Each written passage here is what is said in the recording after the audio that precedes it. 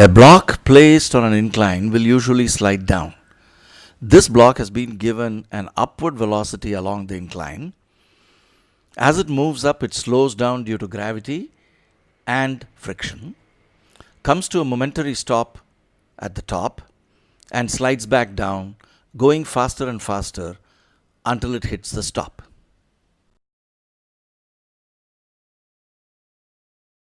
We start every problem in mechanics by separating the object of interest and drawing the forces acting on it.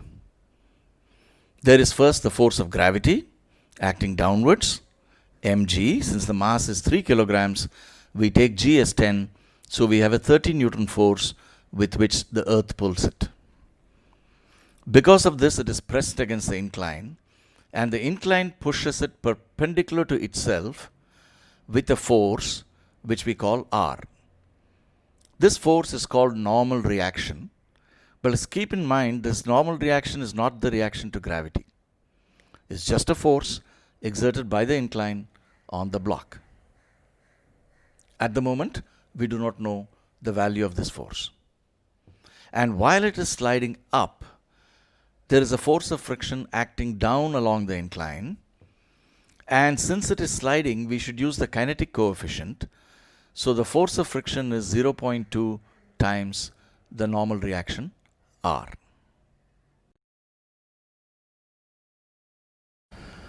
Once you draw the forces, the next thing to do is set up a coordinate system. We can set up our usual coordinate system with the x-axis pointing to the right and the y-axis pointing up.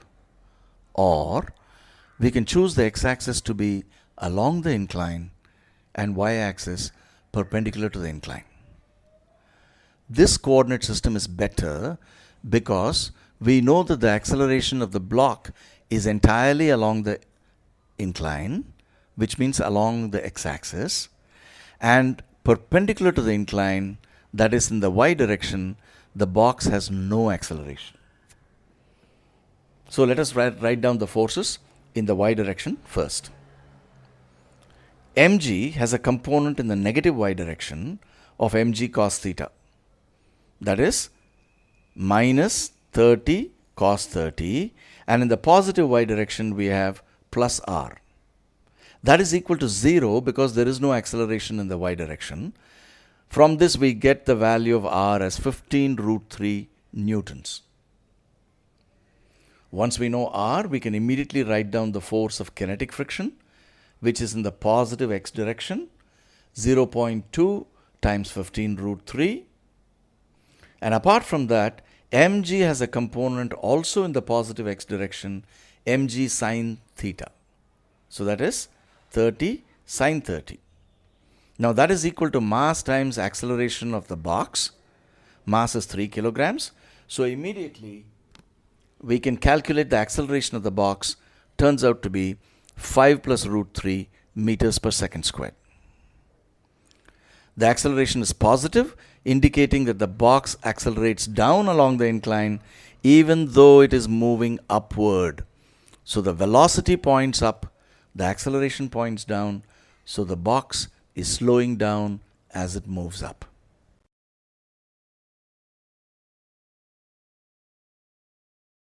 Now that we have the acceleration, we can calculate how far up the incline the box slides and how long it takes.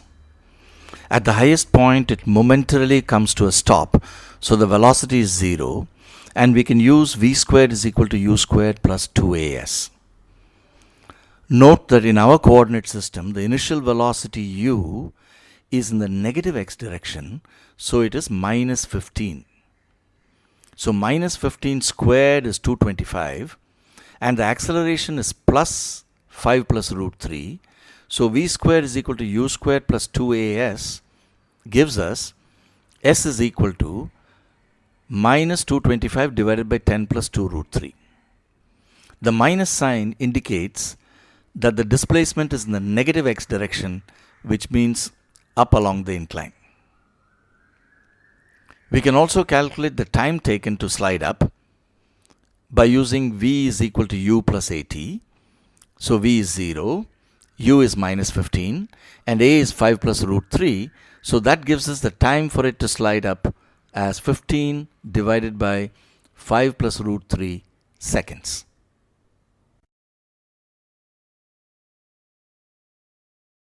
When the block reaches its highest point, it comes to a momentary stop.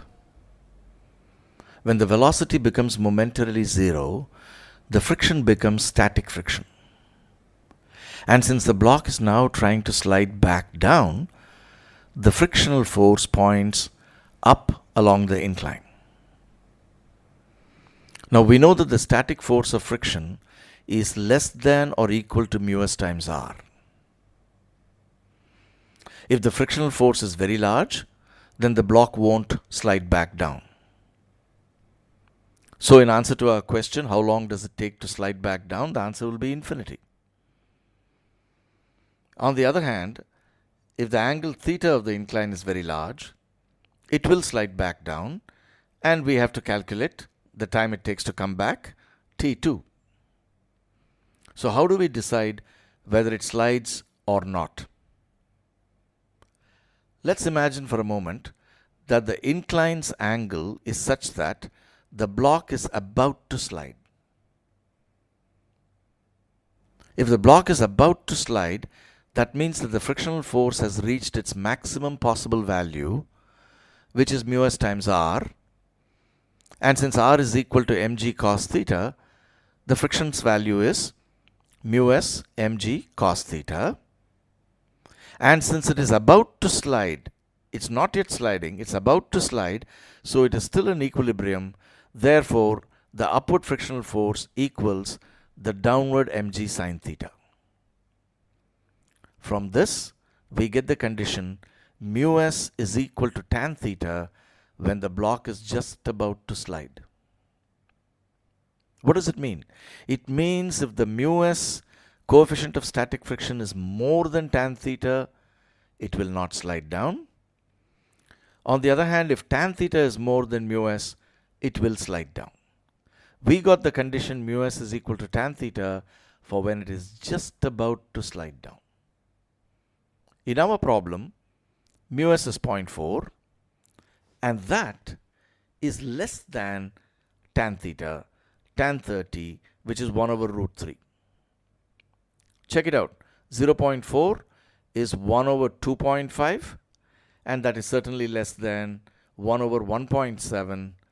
So, since the tan theta or theta is greater than the value needed for it to slide down, the block will slide down.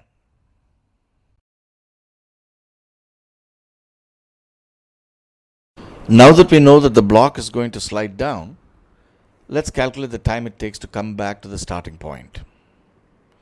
When it starts sliding, starting from rest at the very top, it was momentarily at rest at the very top, so the initial velocity is 0. And when it slides down, the friction becomes kinetic friction once again. So it is 0.2 times normal reaction r, and it points in a direction opposite to the velocity. So since it's sliding down, the friction points up along the incline. So along the positive x direction, the total force is mg sin theta minus the force of friction, 0.2 multiplied by normal reaction, which is mg cos theta. This is equal to mass times acceleration in the x direction. M cancels, giving you g sin theta. G is 10, sin theta is half, so that is 5, minus 0.2 times g times root 3 by 2, which is root 3. So the total acceleration is 5 minus root 3, a positive number telling us the acceleration is downward along the incline. So the box moves faster and faster because the acceleration and the velocity are now both in the same direction. What about the displacement? Previously we got the displacement as minus 225 divided by 10 plus 2 root 3. That's because the displacement was in the negative x direction. Now it covers the same distance in the opposite direction.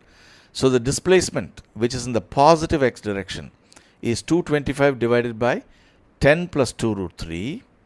That's s. equals ut plus half at squared. U is 0. Half a t2 squared. T2 is the time for it to slide back down.